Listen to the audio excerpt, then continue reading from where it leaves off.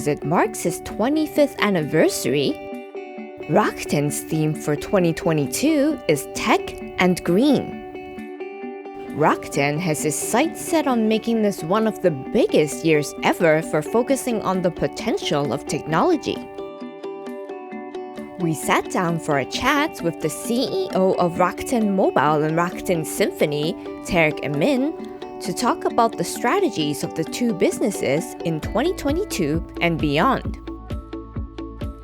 Here's a breakdown of the topics covered.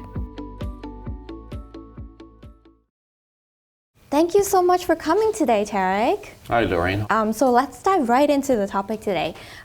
So firstly, congratulations on becoming the CEO of Rakuten Mobile. Thank you. As if I don't have enough responsibility, this was another big milestone for me personally. That is fantastic. Congratulations. So looking back to 2018, when Rakuten announced its plans to build a disruptive mobile network in Japan, can you take us through the journey so far?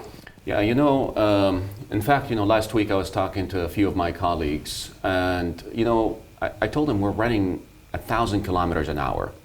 Pause, and let's recap what happened in the last 4 years. Mm-hmm. So I remember I came to Japan, I had an idea of what I wanted to do, and I had to pitch this idea to Mickey. I said, Mickey, there is an opportunity for us to disrupt the entire telecom industry, not just in Japan, but in the world. There are risks associated with it, but the idea foundation starts from building a network that its essence is software, its essence is cloud, and its essence is disruption of this radio access. And this is what we call today Open RAN. And I have to tell you, I've been searching for a leader like Mickey for a very long time. Very, very seldom that you find someone that A, understand the concept, B, believes in you, and C, willing to put the entire company behind you to support you. In fact, all these ideas, really without the proper leadership, organization, support, we would have never done what we've done in mobile. So first, we build the world and only cloud architecture. We deployed a cloud at a scale that even Amazon and Google and Microsoft cannot do today. We built an Open RAN architecture that the world told us we cannot do, and here we are. We launched it at quality with Japan quality expectation. Performance, KPIs, cost, all as expected. And not only the technology part, but also think about our construction team, what they have done. I mean, what an incredible group to go from zero in terms of total number of sites that we built to covering 96% of Japan in very, very little duration. It's just an incredible achievement. So it shows clearly that if you have the right leadership, right culture, right organization, I think everything is possible. So your vision behind building Rakuten Mobile was to bring disruption to the telco industry.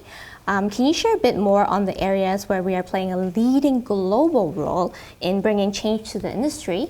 Well, first, let's understand what we have done in Japan. But to understand this, one need to realize how networks are deployed today across the world. So I remember the first 1G started in 1981. 1981 is the first 1G, and then we evolved to 2G, 3G, 4G, and here we are, we're in 5G. If you look at every telecom network in the world, with an exception of Rakuten Mobile, and you wonder how these networks are built, the process of technology evolution, always about hardware swaps, hardware upgrades, and there is no cloud, there is no software, there is no automation, and there is no productivity that could be realized. Yes, the Gs are changing and we're faster, but the foundation of the architecture of this network is as legacy as it could be. So when the world looked at what Rakuten announced in 2018, of course, everybody was super skeptic, and a lot of people said, oh, this will not work for different reasons. We all never believed this will not work. We all never really thought, oh, we need a plan B. We just thought that we have the right organization, the right skill set, and the right diversified talent to make this happen. So for the rest of the world, they are amazed about what we have accomplished to date. In fact, I would tell you, maybe as early as just last week, we had visitors from abroad. Finally, they're able to come to Japan. They walked into our lab, and when my team told me about their reaction, they said they are speechless. They did not understand how much technology we have built. So it's good to hear others' perspective. I know we have built a massively disrupted platform and architecture. So today, Rakuten Symphony has really 6 big opportunities. One is the cloud. The cloud architecture that we have is what we call edge cloud. This is unique to Rakuten. Gives us an amazing opportunity to really enable private cloud at mobile operators. Second is the Open RAN architecture that we have, these cell sites, this expensive area. That's another thing that we are now exporting to the rest of the world. And then third is the way we operate, maintain this network, which is called OSS. We have one of the most advanced OSS platform, and now we're entering our billing system, and then hopefully very soon taking the entire ecosystem platforms, such as maybe in the future we're able to take our membership, loyalty, and also package it part of our connectivity platform. So in less than a year and a half now, Rakuten has signed a large contract in Germany, and I would say not too bad for a startup so far. It's a good starting point from where we are, but the foundation of all this success is Rakuten Mobile. Had we not done Rakuten Mobile, Symphony would never succeed. I think you've mentioned this a little bit before already. So how do you think Rakuten Mobile compared to established operators in Japan and globally? Well, let's start with Japan. I mean, it's quite a bit different. Quite a bit different. So the first thing that, I'll tell you my experiences. So I didn't know what to expect when I relocated to Japan from India, but to my surprise, it's been utterly simple. First of all, language, of course, has always been talked about as a barrier in Japan. But when I looked at English being the common language in Rakuten, I really understood the reason, the logic. Rakuten has a desire to become this global company. So the first thing I would tell you, the way we communicate, the way we interact, and the diversity of employees, if I compare Japan mobile operation versus any incumbent in Japan, you will never find the strength and the power that we have from this diverse, multicultural organization that is today in Japan. And if I compare globally, I think also I would tell you the fact that our company isn't necessarily a telecom company. I would consider Rakuten as an internet company. So we derive our heritage and culture around our skill set from a company that builds a lot of software platforms. That is something that I would say I don't have to worry about teaching people how to write code. That's something naturally came very easy to us.